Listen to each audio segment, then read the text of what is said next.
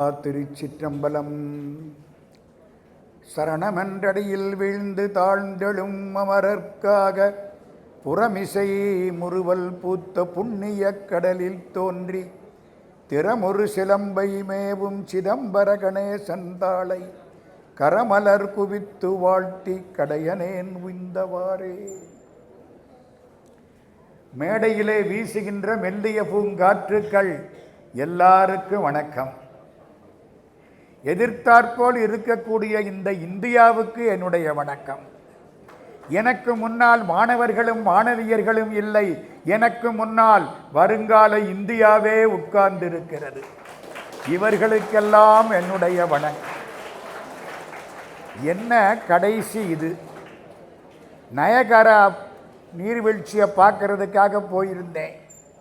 அமெரிக்காவில் ஒரு மாடியில் தங்கியிருந்தோம். ஒரு நிகழ்ச்சி நடந்தது. ஒரு 70 மாடி கட்டடம். 3 பேர் கீழே தங்கியிருந்தாங்க. 70வது மாடியிலையும் 2 ஒருத்தர் இருந்தாங்க. இப்படி சொல்கிறேனே, தெளிவாக தெரிகிற மாதிரி.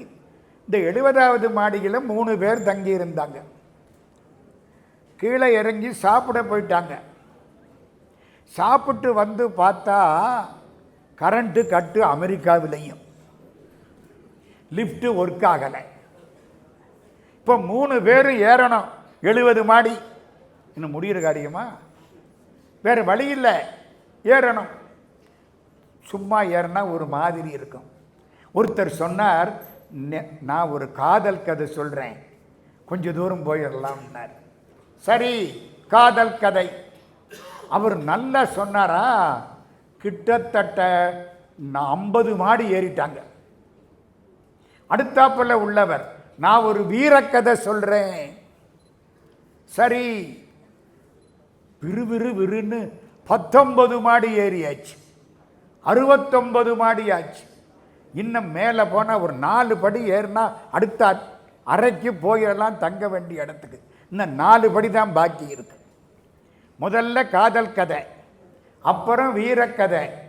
இந்த 3வது ஆளை பார்த்தாங்க. இந்த பாரு, அவர் காதல் கதை சொன்னார், நான் வீரக்கதை சொன்னேன். நீ இப்போ சோக கதை சொல்லணும். ஆனால் இந்த 4 படிக்குள்ள சோக கதை முடியணும். என்னடா வம்பா போச்சே. முதல்ல ஒருத்தர் காதல் கதை சொன்னார், அப்புறம் ஒருத்தர் வீரக்கதை சொன்னார், இப்போ சோக கதை நிற்கிது. 4 படி தாண்டி போயிடணும். அழகா சொன்னார், 4 படி என்னத்துக்கு, 1 படி எனக்கு போதும். ரூம் சாவியை கீழே சாப்பிட்ட இடத்துல வச்சுட்டு வந்துட்டு.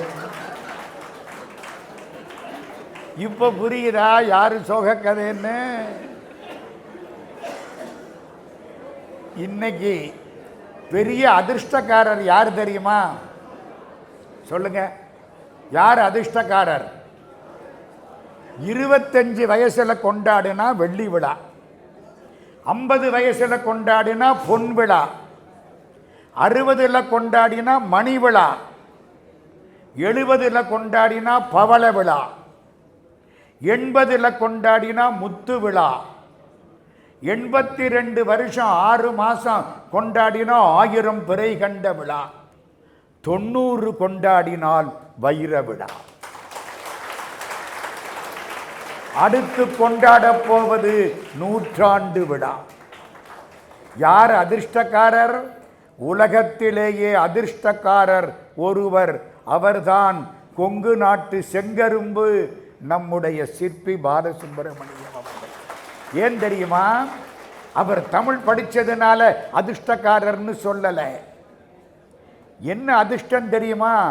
40 வருஷம் பொள்ளாச்சி அருட்செல்வர் மகாலிங்க ஐயாவுடைய ஒரு ஸ்தாபனத்தில் பணியாற்றக்கூடிய வாய்ப்பு கிடைத்ததே, அது அதிர்ஷ்டம். பொள்ளாச்சி ஐயா அவர்கள் மறைந்த பின்னால் அவருக்கு சமமாக இந்த சாம்ராஜ்யத்தை ஆட்சி செய்யக்கூடிய கிருஷ்ணராஜ் வானவராயர் அவர்கள் இன்றைக்கு வாழ்த்துகிறாரே, அது 2வது அதிர்ஷ்டம். பழனி ஆண்டவனே சாது சுவாமிகளாக வந்து மேடையிலே வீற்றிருந்து உங்களுக்கு ஆசீர்வாதம் செய்கிறாரே, இது 3வது அதிர்ஷ்டம். மேடையிலே இருப்பவர்களை விட அதிகம் படித்த பெருமக்கள் ரொம்ப பேர் கீழே உட்கார்ந்திருக்கிறார்களே, இது 4வது அதிர்ஷ்டம். என்ன செய்தாலும் பேசக்கூடிய மாணவர்களும் மாணவிகளும் மிக அற்புதமாக இப்பெருங்கூட்டம் சேர்ந்து உங்களை வாழ்த்துகிறதே ஐயா, இது 5வது அதிர்ஷ்டம். எப்பவுமே அடுத்த இப்போ மழை பெய்யும் இல்லை, ஓரத்தில் நின்னா நமக்கும் கொஞ்சம் துளி தெரிக்கும் இல்லை, எனக்கும் உங்கள் அதிர்ஷ்டம் கொஞ்சம் தெரிச்சுது. அதனால தான் பொள்ளாச்சியில் சான்றோர்கள் முன்னால் திருவாசகத்தை பற்றி பேசக்கூடிய வாய்ப்பு எனக்கு கிடைத்தது. இது திருமந்திரம் 3047 பாட்டு, ஒன்றே குலமும் ஒருவனே தேவனும் என்று பேசிய திருமந்திரம். அது ஆழ்வார். 12 ஆழ்வார்களை அளக்கக்கூடிய ஆற்றல் வாய்ந்த பெருமாளுக்கு ஞானசுந்தரம்னு பேர். அது இது இப்போ திருவாசகம். இந்த மேடையை பார்த்தீங்களா?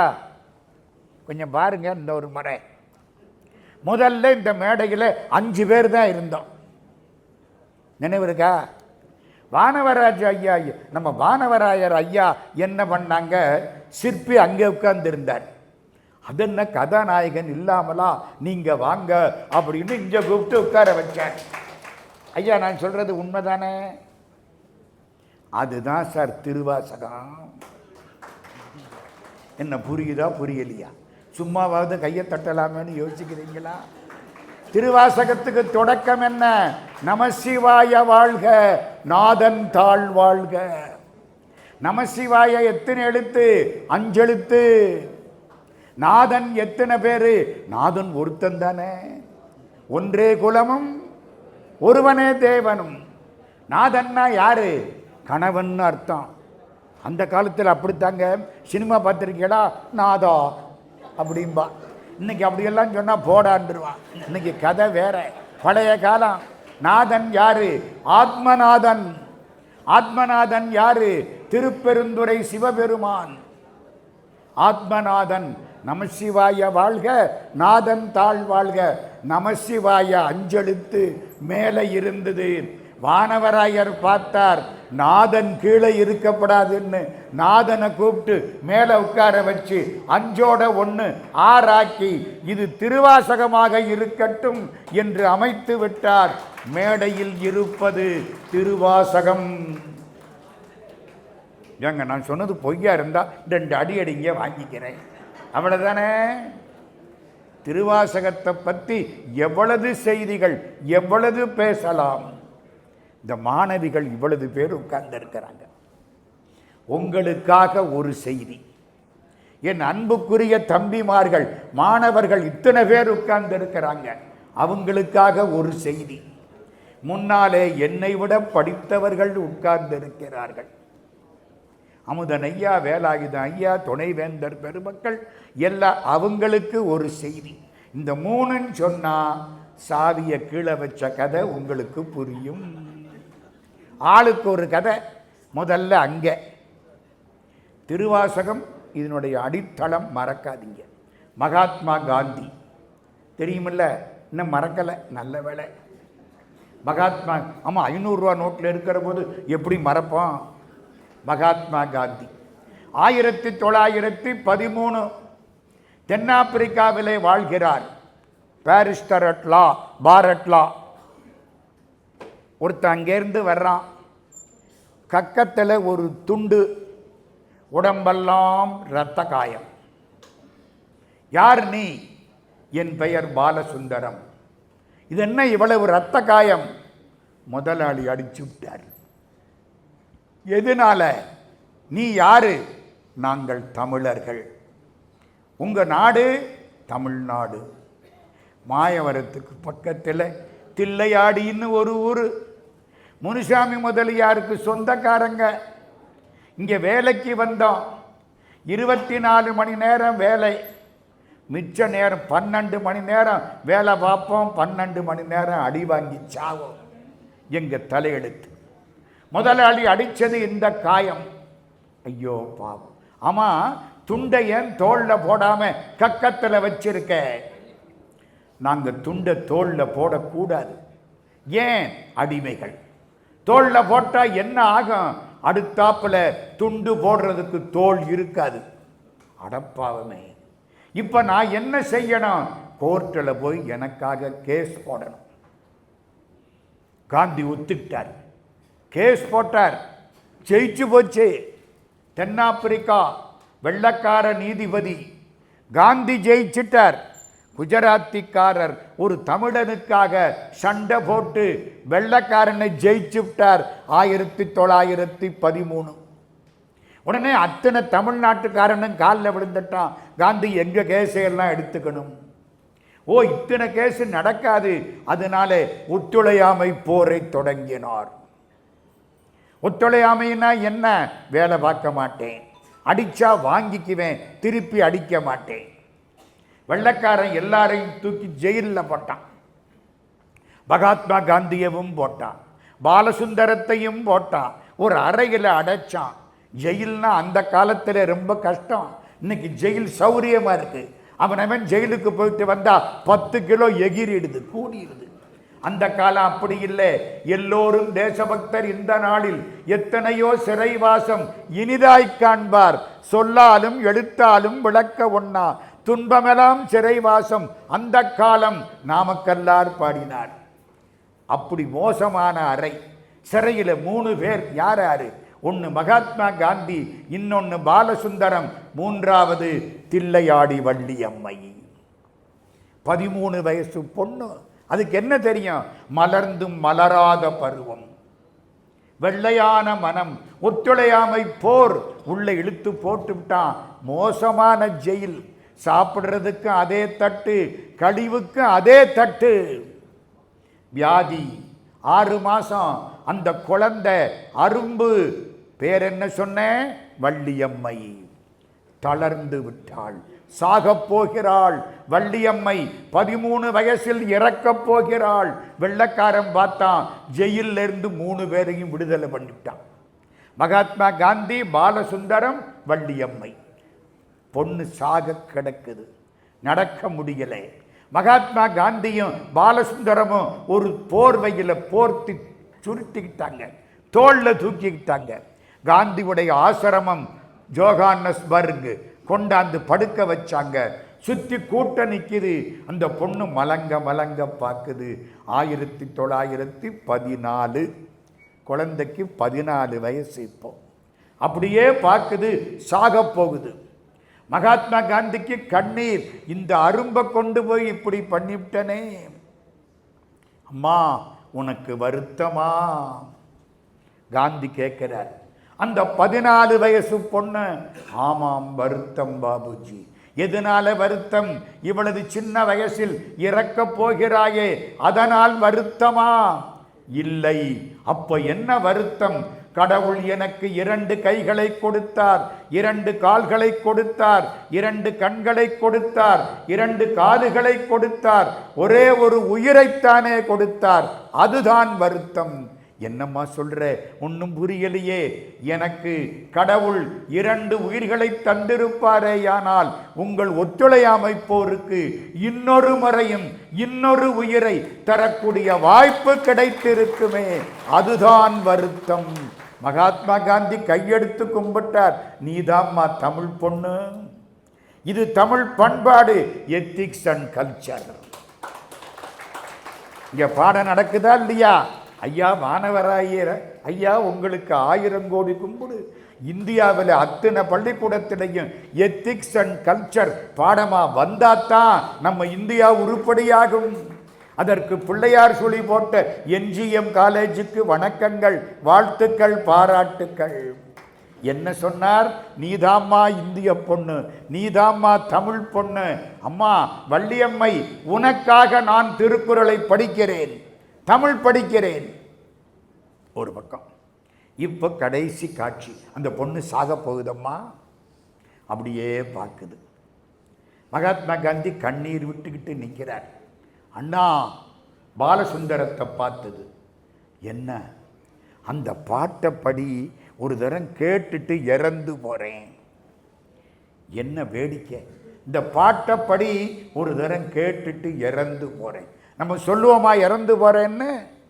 தெருவில் பணம் தூக்கிக்கிட்டு போனால் கூட நம்ம வீட்டு வாசல்லாம் கழுவி விடுவோம், யமன் நம்ம வீட்டுக்குள்ளே வந்துடப்படாதே என்ன. நான் இறந்து போகிறேன் அந்த பாட்டை கேட்டுவிட்டு பாலசுந்தரம் ஒரு பாட்டை பாடினார். அந்த பொண்ணு கேட்டது, கண்ணீர் இந்த பக்கம் வந்தது, முடிஞ்சது. அப்படியே எல்லாரையும் பார்த்தது. இப்படி பார்வை மகாத்மா காந்திகிட்ட வந்தது, சிரிச்சுது, நின்று வச்சு. இறந்து கிடக்கிற பொழுது முகத்திலே சிரிப்பு இருந்தது. எல்லாம் செத்து போனா சவக்கலை இருக்கும்பா. அதுக்கு என்ன பேரு? சவக்கலை. சில பேர் உசுரோடு இருக்கிற போதே அப்படித்தான் இருக்கிறாங்க. அது இன்னும் அநியாயம். இறந்ததுக்கு அப்புறம் சவக்கலை, முகம் சிரிப்போட கிடந்தது. ராவண இறந்த பொழுது மும்மடங்கு பொழிந்தன அம்முறை துறந்தான் உயிர் துறந்த முகங்கள் அம்மா. கம்பன் பாடினானே, இந்த சின்ன பொண்ணு 14 வயசு, ஒன்றும் தெரியாத வயசு, அப்படியே சந்தோஷமா என் வாழ்க்கையில் சாதிக்க வேண்டியதை சாதித்து விட்டேன், சிரிப்போட நின்று போச்சு. காந்தி கேட்கிறார், பாலசுந்தரம் அது என்னத்துக்கு சாகுற போது அந்த பாட்டை கேட்டா? சாக்ரட்டிஸுக்கு நஞ்சு கொடுக்க போகிறார்கள், நாளைக்கு காலையில் சாக போறார். இன்னைக்கு கொண்டே சிறையில் அடைச்சாச்சு. அடுத்த அறையில் இருந்த ஒருத்தன் நல்ல பாட்டு பாடினான். இவர் காதில் விழுந்தது, ஏய் ஒன்சு மோர்னாரு. அவன் 2வது முறையும் பாடினான், 3வது முறையும் பாடினான். யா நாளை காலையில் சாக போகிற, இந்த பாட்டை கேட்டு உனக்கு என்ன லாபம்? இல்லை, சாகிறதுக்கு முன்னால் இன்னும் கொஞ்சம் அறிவாளியாக சாகலாமேன்னு நினைக்கிறேன். சோறு போடுற இடத்துக்கு போகாமல் இருக்கலாம், அறிவு கொடுக்குற இடத்துக்கு போகாமல் இருக்கக்கூடாது. சாகிறதுக்கு முன்னாலே இன்னும் கொஞ்சம் அறிவோடு சாகலாமேன்னு நினைக்கிறேன். அது மாதிரி ஏன் இந்த பாட்டை கேட்டா? கடைசியில் ஒரு பாட்டை கேட்டாலே எதுக்காக கேட்டாள்? பாலசுந்தரம் சொல்கிறார், தூங்குற போது எந்த நினைப்போட தூங்குறமோ காலையில் எழுந்திருக்கிற போது அந்த நினைப்பு வரும். சாகிற போது எந்த நினைப்போடு சாகிறோமோ அடுத்த பிறவியில் அந்த நினைப்பு வரும்.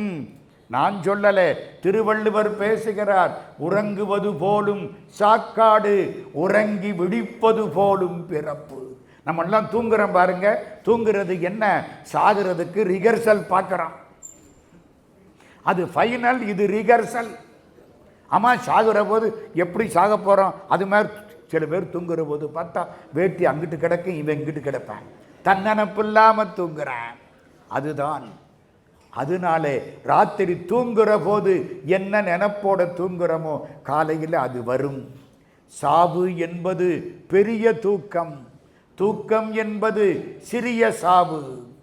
அதனால் அந்த பெண் சாகுற பொழுது அந்த பாடலை கேட்டாள். அப்பொழுதுதான் அடுத்த பிறவியில் அந்த பாடல் நினைப்புக்கு வரும் என்று கேட்டாள். அப்படியா? ஆமாம், அந்த பாட்டு பாலசுந்தரம் அந்த பாட்டை எனக்கு தமிழில் உள்ள பாட்டை ஆங்கிலத்தில் எழுதி கொடுக்குறியா? It is not translation, it is transliteration. உங்களுக்கு புரியுதா?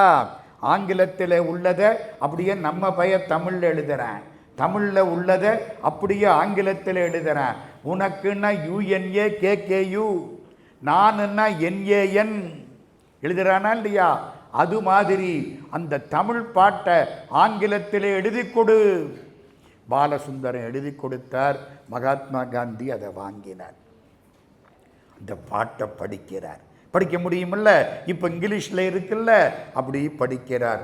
முத்தி நெறி அறியாத மூர்கரோடு முயல்வேனை பக்தி நெறி அறிவித்து படவினைகள் பாரும் வண்ணம் சித்தமலம் அறிவித்து சிவமாக்கி எனையாண்ட அத்தனெனக் கருளியவாறு ஆர் பெறுவார் அச்சோவே. பாலசுந்தரம் இந்த பாட்டுக்கு என்ன அர்த்தம்? மோட்சத்துக்கு போகிறதுக்கு வழி தெரியாமல் கண்டவனோட சேர்ந்து என் வாழ்க்கையை வீணாக்கி விட்டேன். கடவுள் வந்தார், எனக்கு பக்தி பாதையை காட்டினார், பழைய வினைகளை ஓட்டினார், என் சித்தத்திலே உள்ள மலங்களை மாற்றினார், என்னை சிவமாக்கினார். இது யாருக்கு கிடைக்கும்? ஆகா, பாட்டு நல்லா இருக்கு. முத்தி நெறி அறியாத மூர்கரோடு முயல்வேனை பக்தி நெறி அறிவித்து பலவினைகள் பாரும் வண்ணம் சித்த மலம் அறிவித்து சிவமாக்கி எனையாண்ட அத்தனெனக் கருளியவாறு ஆர் பெறுவார் அச்சோவே. நல்லா இருக்கு. இனிமே என் பிரார்த்தனையில் இந்த பாட்டு தான் நிறைவு பாட்டு. மகாத்மா காந்தி இந்த பாட்டை எடுத்து பையில் வச்சுக்கிட்டார். பாலசுந்தரத்தை பார்த்து கேட்கிறார், ஆமாம் இந்த பாட்டை அவ ஏன் கேட்டா? அடுத்த பிறவியில் இந்த பாட்டு நினைப்புக்கு வரணும்னு கேட்டா. ஓ, இந்த பாட்டு எங்கே இருக்கு? இந்த பாட்டு திருவாசகத்தில் இருக்கிறது. திருவாசகம் மொத்தம் 51 தலைப்பு. நமசிவாய 5, நாதன் 1, 5, 1. திருவாசகம் மொத்தம் 51 தலைப்பு. முதல் தலைப்பு சிவபுராணம், 2வது தலைப்பு கீர்த்தி திரு அகவல், 3வது தலைப்பு திருவண்ட பகுதி, 4வது தலைப்பு போற்றி திரு அகவல், 5வது தலைப்பு திருச்சதகம், 6 நீத்தல் விண்ணப்பம், 7 திருவம்பாவை, 8 திரு அம்மானை, 9 திருப்பொற்சுண்ணம், 51ஆம் தலைப்பு அச்சோ 10. நான் அவ்வளவும் சொல்லலை. அவ்வளவும் சொன்னால் சிற்பிக்கு 100ஆண்டு விழா வந்துடும். கடவுள் கட்டளை இருந்தால் வானவராயர் தலைமையில் சிற்பி 100ஆண்டில் மிச்சத்தையும் சொல்லிடுவோம். அவ்வளவுதானே. கடைசி என்ன தலைப்பு? அச்சோ 10, அச்சோ பதிகம். அச்சோன்னா ஐயோன்னு அர்த்தம். திருப்பான ஆழ்வாரை பற்றி பேசுறதுக்கு தகுதி வாய்ந்த ஞானசுந்தரம் எப்படி காமிச்சார் பார்த்தீங்களா? ஐயோங்கிற வார்த்தை. அது மாதிரி இப்போ அந்த பாட்டு கடைசி பதிகம் என்ன? அச்சோ பதிகம். அச்சோ பதிகத்தில் முதல் பாட்டு 51ஆம் தலைப்பு அச்சோ பதிகம். முதல் பாட்டு முத்தி நெறி அறியாத. ஆகா, நல்லா இருக்கே. திருவாசகம் மகாத்மா காந்தியினுடைய பைக்குள் குடிகொண்டு விட்டது. பிரார்த்தனைக்கு திருவாசகம். நான் ஒரு வள்ளியம்மையை பேச வந்தேன். எனக்கு முன்னால் இத்தனை வள்ளியம்மைகள் உட்கார்ந்திருக்கிறார். அந்த பிள்ளைகளுக்கெல்லாம் என்னுடைய வணக்கங்கள், வாழ்த்துக்கள். இந்த பக்கம் திரும்பி பார்க்கிறேன். நான் தானே சொன்னேன், அவங்களுக்கு ஒன்று, அங்கே ஒன்று, இங்கே ஒன்று. சிற்பி பார்க்கிறார், மணி 1 மணிக்கு மேலே போயிருமோ, எனக்குரிய நேரத்தை நான் கடத்த மாட்டேன், எனக்குரிய நேரத்துக்குள் முடித்து கொள்வேன். திருவாசகத்தை ஆங்கிலத்தில் மொழிபெயர்த்தவர் reverend father G.U. Pope. Pope திருநெல்வேலிக்கு வந்தார். திருக்குறளை படித்தார். சாமியார், சிலுவை போட்ட சாமியார். நம்மளையெல்லாம் கிறிஸ்தவனா மாத்துறதுக்கு 50-60 சிலுவையை தூக்கிக்கிட்டு வந்தவர். 100 பைபிளை கொண்டாந்தவர். வந்தார், பார்த்தார், திருக்குறளை படித்தார். அறம் இருக்கு, பொருள் இருக்கு, இன்பம் இருக்கு, வீடு இல்லையேன்னு கேட்டார். ஒரு புண்ணியவான் அவருக்கு திருவாசகத்தை தூக்கி கொடுத்தார். அவர் பண்ணின புண்ணியம். திருவாசகத்தை படித்தார். திருவாசகம் மொத்தம் எத்தனை பாட்டு? 658. நம சிவாய வாழ்க, நாதன் தாழ் வாழ்க, இமைப்பொழுதும் என் நெஞ்சில் நீங்காதான் தாழ் வாழ்க, கோகலி ஆண்ட குருமனிதன் தாழ் வாழ்க, ஆகமம் ஆகி நின்று அன்னிப்பான் தாழ் வாழ்க, ஏகன் அநேகன் இறைவன் அடி வாழ்க. எத்தனை வாழ்க? நான் கையை காமிக்கிறேன்ல, 6 வாழ்க. வேகம் கெடுத்தாண்ட வேந்தன் அடி வெல்க, பிறப்பருக்கும் பிஞ்சகந்தன் பெய்கழல்கள் வெல்க, புறத்தார்க்கு சேயோந்தன் பூங்கழல்கள் வெல்க, கரங்குவிவார் உள்மகிடும் கோன்கழல்கள் வெல்க, சிறங்குவிவார் ஓங்குவிக்கும் சீரோன் கடல் வெல்க. எத்தனை வெல்க? 5 வெல்க. ஈசனடி போற்றி, எந்தை அடி போற்றி, தேசனடி போற்றி, சிவன் சேவடி போற்றி, நேயத்தே நின்ற நிமலன் அடி போற்றி, மாயப் பிறப்பருக்கு மன்னன் அடி போற்றி, சீரார் பெருந்தொரெனும் தேவனடி போற்றி, ஆராத இன்பம் அருளுமலை போற்றி. 6 வாழ்க 5 வெல்க 8 போற்றி. 6 5 8 மொத்தம் திருவாசகம் 658 பாட்டு அப்படிங்கிறதுக்கு சிவபுராணத்தில் குறிப்பு. 658 பாட்டு படிச்சாரா? இங்கிலாந்துக்கு போனாரா?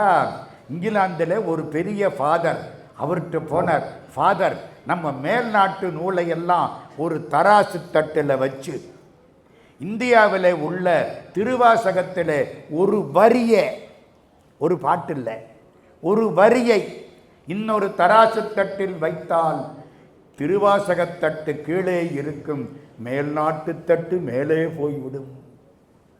என்ன ஒரு வரியா? அப்படியா? ஆமா. என்ன வரி? இமைப்பொழுதும் என் நெஞ்சில் நீங்காதான் தாழ்வாழ்க. கடவுளால் முடியாதது உண்டா? சார், இதை சொல்றதுக்கு இங்கே வந்தீங்க? கடவுளால் முடியாதது உண்டு. வேலாயுதம் ஐயா ஒரு மாதிரியா பார்க்கிறாரு. கடவுளால் முடியாதது என்ன தெரியுமா? நம்மை விட்டு பிரிந்திருப்பது என்பது கடவுளால் முடியாது. ஐயா, உங்க மனசுல இருக்கிற கடவுள் அதை விட்டுட்டு போவானா? சத்தியமா போக மாட்டான். இமைப்பொழுது கூட போக மாட்டான். எங்கே இருக்கிறான்? இங்கே இருக்கிறான். நான் கூட அவனை விட்டுட்டு போவேன், அவன் என்னை விட்டுட்டு போக மாட்டேங்கிறான். ஐயா, யாருக்கெல்லாம் இன்றைக்கு எம்பெருமான் சட்டம் போட்டிருக்கிறாரோ அவர்களெல்லாம் இங்கே வந்து திருவாசகம் கேட்பார்கள். அதுதான் இமைப்பொழுதும் என் நெஞ்சில் நீங்காதான் தாழ்வாழ்க. காதுல பட்டது. போய் சொன்னார். இந்த மாதிரி ஒரு நூலை நான் பார்த்ததில்லை. அந்த இங்கிலாந்தில் உள்ள அந்த பெரிய சாமியார், why can't you translate it into English?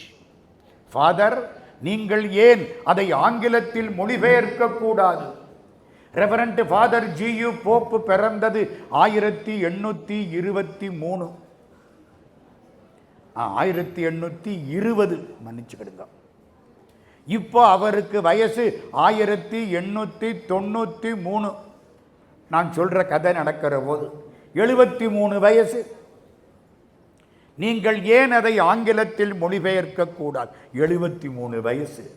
நான் இனிமே மொழிபெயர்க்க ஆரம்பிச்சு அது எப்படி என் காலம் முடிஞ்சிருமே. அந்த பெரிய சாமியார் சொன்னார், நல்ல செய்தியை, நல்ல விஷயத்தை நீங்கள் தொடங்கினால் அது நிறைவேறும் வரை கர்த்தர் உங்களுக்கு நீண்ட ஆயுளை கொடுப்பார். புரியுதா? நீங்கள் திருவாசகத்தை மொழிபெயர்க்க தொடங்குங்கள், கர்த்தர் உங்களுக்கு நீண்ட ஆயுளை கொடுப்பார். 1893 ரெவரண்ட் ஃபாதர் ஜியு போப் திருவாசகத்தை மொழிபெயர்க்க தொடங்கினார். 1900 ஃபாதர் போப்புக்கு 80 வயசு. திருவாசகம் மொழிபெயர்ப்பு முடிந்து விட்டது. 10 ரூபா விலை. எல்லாருக்கும் ஆச்சரியம். இங்கிலீஷில் வந்த உடனே ஜெர்மனியில் வந்துருச்சு, பிரெஞ்சில் வந்துருச்சு. எல்லாம் சண்டை போட்டான். ஏய்யா போப், நீ எல்லாரையும் கிறிஸ்தவனாக்கிறேன்னு சிலுவையை தூக்கிக்கிட்டு போனேன், பைபிளை தூக்கிக்கிட்டு போனேன். இப்போ திருவாசகத்தை கொண்டாந்து கொடுத்து உலகம் பூரா திருவாசகம் பரவிடுச்சே. கோர்ட்டில் கேஸ் போட்டாங்க. எந்த court? Society of Jesus, England. இவரை கொண்ட குற்றவாளி கூண்டில் நிறுத்தியாச்சு. பெரிய சாமியார் கேட்கிறார், அந்த நூல் மொழிபெயர்ப்பு உங்களிடம் இருக்கிறதா? இருக்கிறது, கொடுங்கள் ஃபாதர், அடுத்த வாரம் தீர்ப்பு சொல்கிறேன். வாங்கினார் பெரிய சாமியார். டிரான்ஸ்லேஷன் இங்கிலீஷ் திருவாசகத்தை படித்தார். அடுத்த வாரம் ஞாயிற்றுக்கிழமை போப் இங்கே நிற்கிறார். எல்லாரும் உட்கார்ந்து இருக்காங்க. ஜட்ஜு வர்றார். என்னமோ ஆகப்போகுது, இன்னைக்கோட இவர் கதை முடிஞ்சு போச்சு. ஜட்ஜு வேகமாக வந்தாரா? ஜியு போப் நின்னாரா? ஜட்ஜு அவர் காலில் விழுந்து கும்பிட்டார். குற்றவாளி காலில் ஜட்ஜு விழுந்து கும்பிட்டா என்ன அர்த்தம்? Reverend father G U Pope, you are the true Christian. நாங்கள்லாம் போலி, டூப்ளிகேட், நீ தான் ஐயா ஒரிஜினல். ஏன்? நான் மொழிபெயர்ப்பத்தான் படித்தேன், மூல நூலை படிக்கலை. மாணிக்கவாசகர் எழுதின தமிழ் எனக்கு தெரியாது, எனக்கு கொடுத்து வைக்கல, நான் தமிழ் படிக்கல, மூல நூலை படிக்கல, மொழிபெயர்ப்பத்தான் படித்தேன். மொழிபெயர்ப்பை படித்த உடனேயே இந்தியாவுக்கு போகணும், சென்னைக்கு போகணும், திருப்பெருந்துறைக்கு போகணும், இதை கேட்கணும் அப்படிங்கிற ஆசை வந்திருக்கு.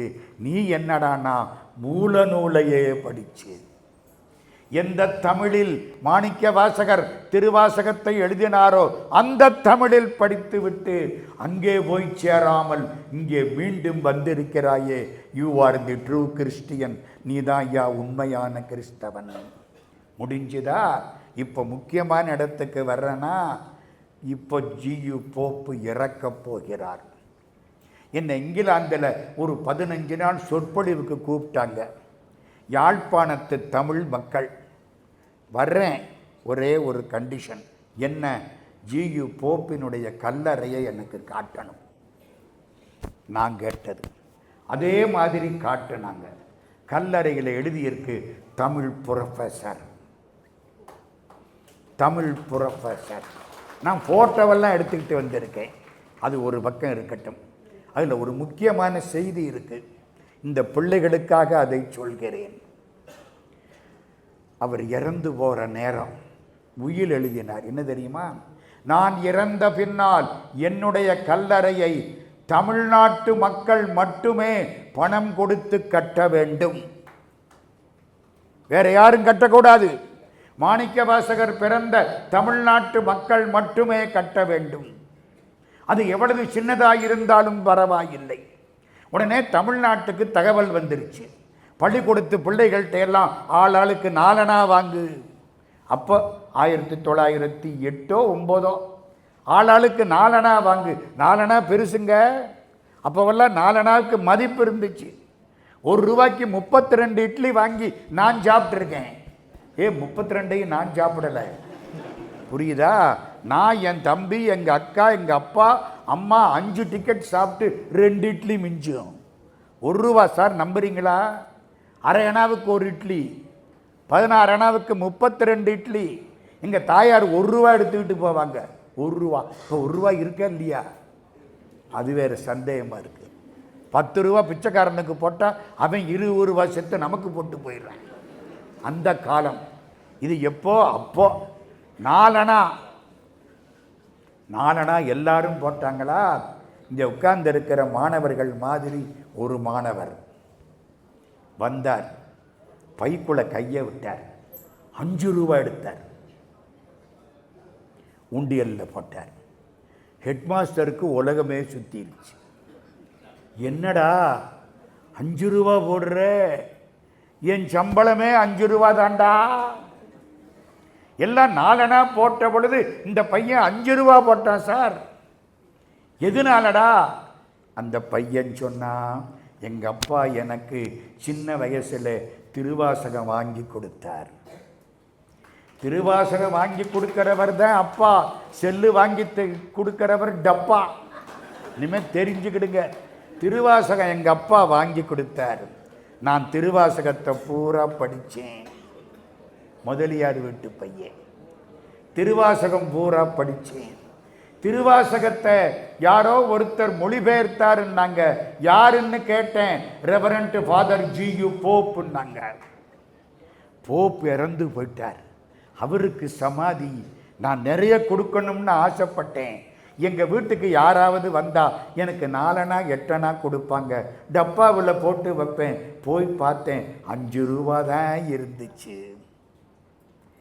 இன்னும் முடிஞ்சால் கூட கொடுப்பேன், என்னால் முடியலை. இந்த ₹5 கொடுக்கிறேன், மன்னிச்சு கொள்ளுங்கள். டேய் அப்பா, இது என் 1 மாத சம்பளம்டா. ஹெட்மாஸ்டர். அந்த பையனுக்கு பெயர் தெரியுமா? திருவாரூர் விருத்தாசல முதலியார் பிள்ளை கல்யாண சுந்தரம் என்ற திருவிக. தமிழ் தென்றல்.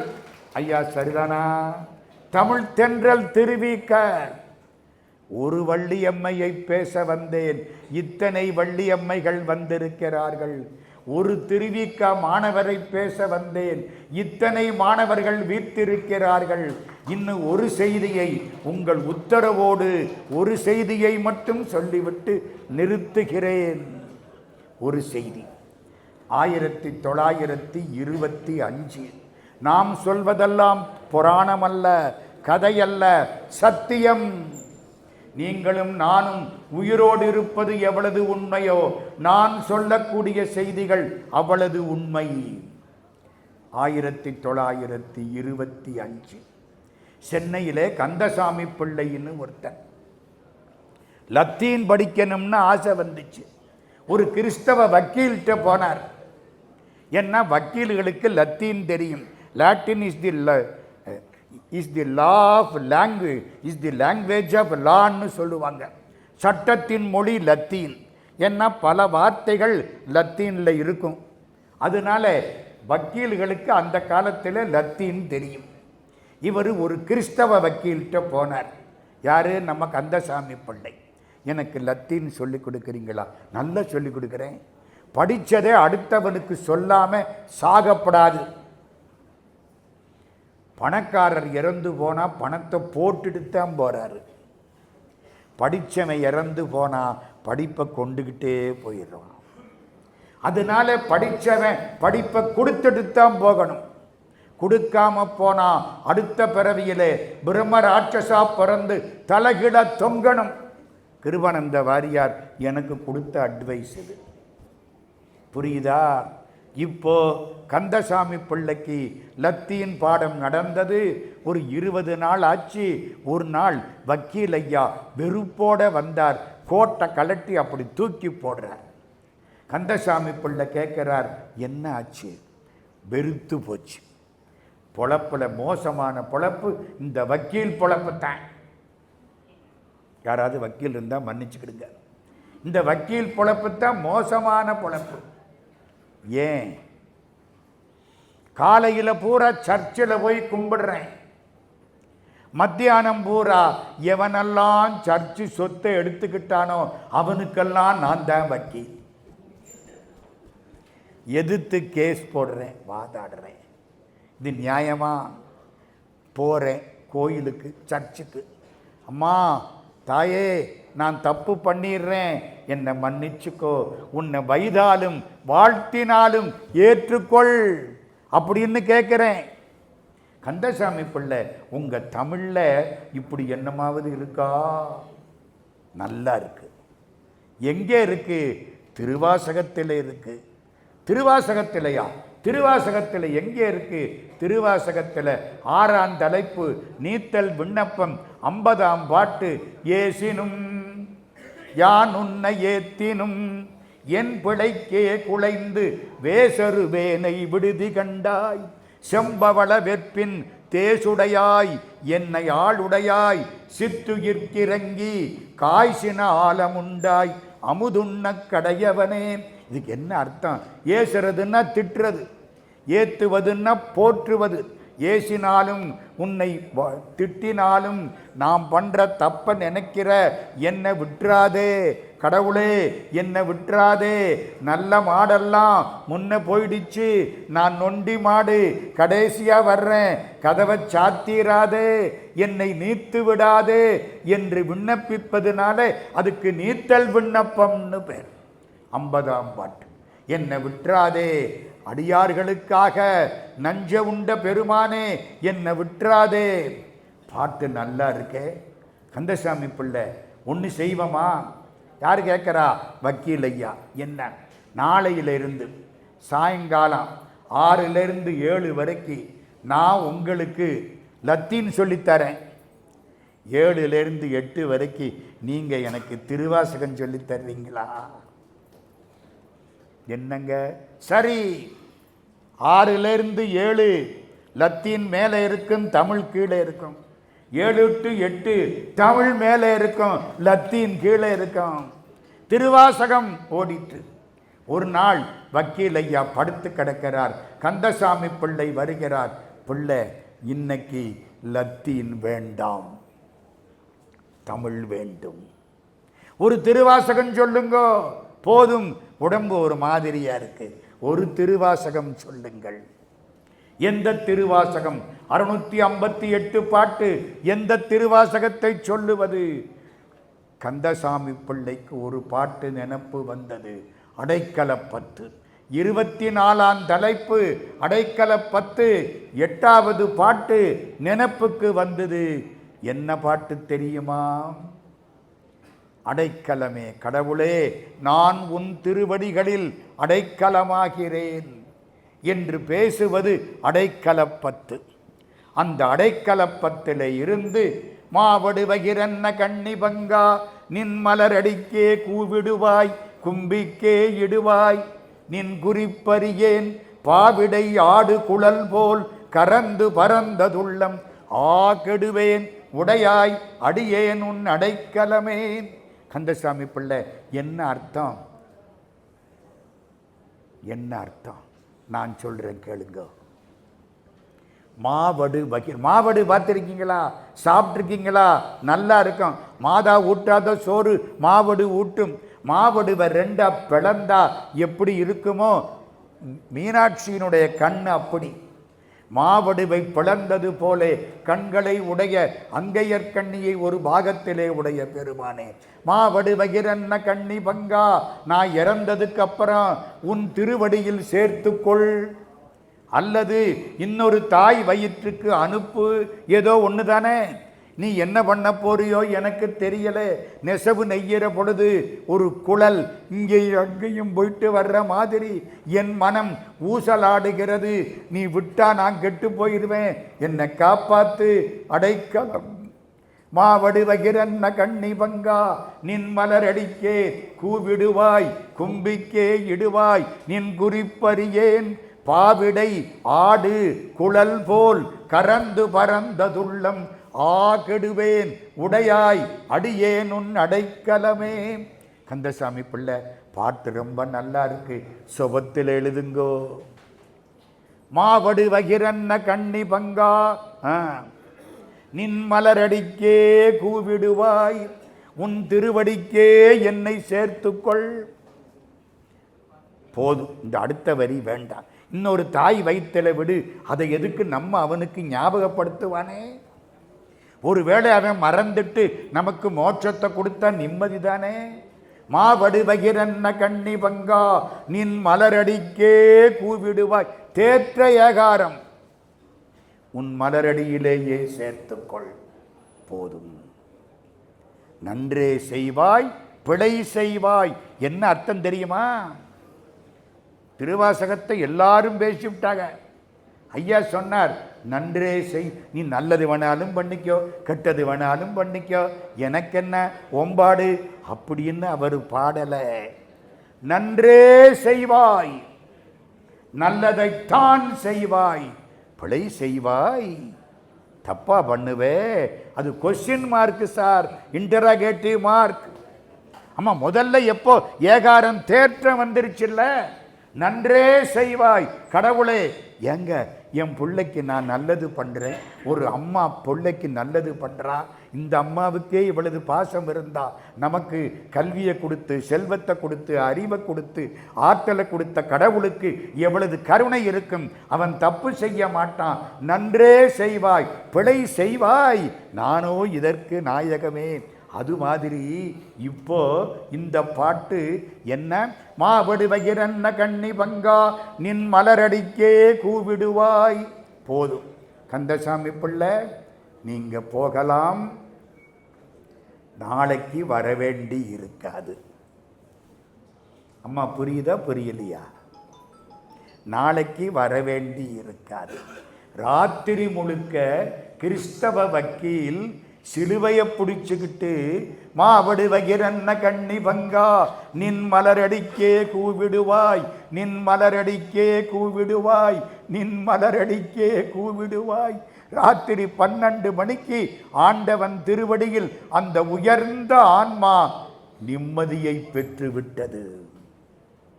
இந்த உலகத்தில் நல்லா இருக்கணுமா? திருவாசகம் படியுங்கள். இறந்த பின்னாலும் வாழ்க்கை இருக்கிறது, மறக்காதீர்கள். there is life after death. தெரிஞ்சுக்கணுமா?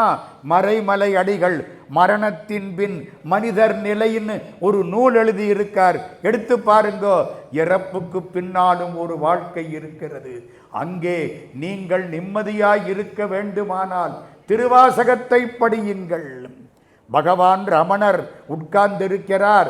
அவங்க அம்மா வந்தா, அம்மாவுக்கு உடம்பு சரியில்லை, அம்மா சாக போறா. பகவான் ரமணர் மடியில படுக்க வச்சுக்கிட்டார். அந்த அம்மா அழகம்மா அப்படியே இழுத்துக்கிட்டே இருக்கு. இவர் திருவாசகம் ஆரம்பிச்சிட்டார். 1 2 3 4 பாட்டு போய்கிட்டே இருக்கு. ராத்திரி 8 மணிக்கு அம்மா உள்ளேயே அடங்கிட்டான். பகவான் ரமணர் எந்திரிக்கிறார். வேதாந்தி நான் யார் என்று கேட்டவர் எந்திரிக்கிறார். அம்மா, ஆண்டவன் திருவடி அடைந்து விட்டாள். நீங்கள்லாம் காலையிலிருந்து சாப்பிடல, வாங்கோ சாப்பிட வாங்கோ. என்ன பணம் கிடக்க சாப்பிட்றதா? ஆமாம் வாங்கோ. திருவாசகம் படித்தா தீட்டு கிடையாது. அம்மா சிவமாகி விட்டாள். அம்மா சிவமாகி விட்டாள். எல்லாரும் உட்கார்ந்தாங்க. ராத்திரி சாப்பிட்டாங்க. திரும்ப உட்கார்ந்தாங்க. திருவாசகம் மிச்சத்தை படித்தாங்க. மறுநாள் காலையிலே மாத்ரு பூதேஸ்வரர் கோயில் நிர்மாணிக்கப்பட்டது. அம்மாவை கொண்டே வச்சு விட்டார்கள். போதும், எனக்கு ரொம்ப கவலை. என் தோளில், இந்த தோளில் மகாலட்சுமி உட்கார்ந்துருக்கா, இந்த தோளில் மூதேவி உட்கார்ந்துருக்கா. மகாலட்சுமி இந்த அற்புதமான சபையில் திருவாசகம் பேசு என்று சொல்கிறாள். மூதேவி மணி 1:20 ஆகிவிட்டது, நிறுத்து என்று சொல்கிறாள். நான் என்ன பண்ணுவேன்? மன்னித்து கொள்ளுங்கள், மன்னித்து கொள்ளுங்கள். இந்த மாதிரி சபை கிடைக்காதே. இந்த பிள்ளைங்களை பாருங்க, நாங்கள் வயசானவங்களுக்கே பேசுகிறோம். ஐயா வானவராயர் ஐயாவுக்கு பல்லாண்டு பாடுகிறேன். இந்த பிள்ளைகளை கூப்பிட்டு உட்கார வச்சு திருவாசகத்தை கேட்க வச்ச புண்ணியம் இருக்கு. உங்கள் வம்சத்துக்கே இது உங்களை காப்பாற்ற போதும். எனவே ஒன்று, திருவாசகன் தேன்னு சொன்னான். ஏன் தெரியுமா? தேன் தானும் கெட்டு போகாது, அதில் போட்டதையும் கெடுக்காது. திருவாசகத்தை படித்தவர்கள் இங்கேயும் நன்றாயிருப்பார்கள், அங்கேயும் நன்றாயிருப்பார்கள். தொல்லை இரும்பிறவி சூழும் தடை நீக்கி அல்லல் அறுத்தான் அந்தமாக்கியதே எல்லை மறுவா நெறியடிக்கும் வாதவூர் எம்கோன் திருவாசகம் என்னும் தேன். தேனை முழுக்க கொடுக்க என்னால் முடியலை. மாணிக்க இன்னும் எத்தனையோ இருக்கு. நான் அப்படி தொட்டு கூட காட்டலை, சுட்டித்தான் காட்டியிருக்கிறேன். திருவாசகத்தை பேச வைத்த புண்ணியம், கேட்க வைத்த புண்ணியம் எல்லாம் சிற்பி ஐயாவை சேர்ந்தது. ஐயா 100 ஆண்டு அல்ல, நம்ம தேங்காய் சொன்ன மாதிரி உங்களுக்கும் ராமானுஜருக்கும் ரொம்ப தொடர்புண்டு. 120 ஆண்டுகள் வாழ்க வாழ்க வாழ்க என்று வாழ்த்தி, கொஞ்சம் தாமதமானவைக்கு மன்னிப்பை வேண்டி, எல்லா பெரியவர்களிடத்திலும் மன்னிப்பை வேண்டி, என்னையும் ஒருவனாக்கி இரும் கடல் சென்னியில் வைத்த சேவக போற்றி என்ற திருவாசகத்தை நினைவு செய்து நெஞ்சத்தே நின்று நிறைவு தரும் மீனாட்சி கஞ்சமலர் சேவடிக்கு கைகூப்பி தெண்டனிட்டு அனைவரையும் வணங்கி அமைகிறோம். நன்றி, வணக்கம்.